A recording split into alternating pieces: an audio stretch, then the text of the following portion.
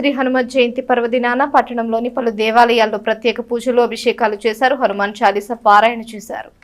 హనుమత్ జయంతిని పురస్కరించుకుని స్థానిక మారిసుపేటలో వేంచేసి ఉన్న శ్రీ కోదండ రామస్వామి దేవస్థానంలో గల శ్రీ వీరాంజనేయ స్వామికి గత 11 రోజులుగా విశేష పూజలు చేశారు. పూజలో ఉంచిన రక్ష కట్టిన కొబ్బరికాయతో పాటు స్వామివారి డాలర్ భక్తులకు అందజేశారు. హనుమాన్ జయంతి రోజున స్వామివారికి ప్రాతకాలంలో పంచామృతాలు, పళ్లరసాలు, డ్రై ఫ్రూట్స్ తో అభిషేకం చేశారు. అనంతరం భక్తులచే గణపతి, లక్ష్మీ గణపతి నవగ్రహ మన్య సూక్తం హోమం నిర్వహించారు. శ్రీ దుర్గా పూర్ణకుమారి భవజ్ఞ మండలి సభ్యులచే 108 సార్లు హనుమాన్ చాలీసా పారాయణం చేశారు. ధర్మకర్తలు కొనపల్లి నారాయణ స్వామి, లంకా శివానంద్ కుమార్, లంకా శివాంజనేయ ప్రసాద్ ఆధ్వర్యంలో శ్రీ విష్ణుభట్ల ఆంజనేయ శాస్త్రి పర్యవేక్షణలో ఆలయ ప్రధాన అర్చకులు ధనుష్ సుబ్రహ్మణ్య శర్మ క్రతువులను జరిపించారు.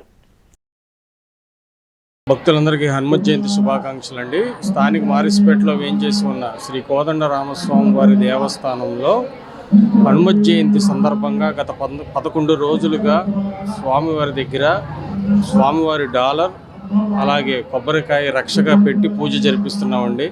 భక్తులందరికీ ఈరోజు అందజేస్తామండి డాలరును రక్ష. అలాగే ఈరోజు పొద్దున్న ప్రాతకాలం నుంచి స్వామివారికి పంచామృత అభిషేకాలు, పళ్ళరసాలతో, డ్రై ఫ్రూట్స్తో అభిషేకం జరిగిందండి. అలాగే సహస్రనామ అర్చన కూడా మామిడి పళ్ళతో జరిగిందండి. ఇప్పుడు అనంతరం స్వామివారికి మన్యసూక్త హోమం కూడా జరిపిస్తున్నాం. అలాగే లక్ష్మీ గణపతి నవగ్రహ హోమం కూడా నిర్వహిస్తున్నామండి. అలాగే శ్రీ దుర్గా పూర్ణకుమారి గారి భవగ్ని మండల సభ్యులచే ఉదయం ప్రాతకాలం నుంచి 108 సార్లు హనుమాన్ చాలీసా పారాయణం జరుగుతుందండి. భక్తులందరూ విచ్చేసి స్వామివారి తీర్థ ప్రసాదాలు అలాగే రక్ష స్వీకరించి స్వామివారి కృపకు పాత్రులు కాగలరని ఆశిస్తున్నాం.